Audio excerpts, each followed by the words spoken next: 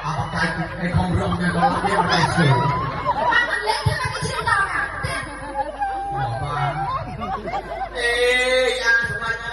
sebenarnya anh bay anh nha tụi mày ấy vợ anh con xây anh con nó mua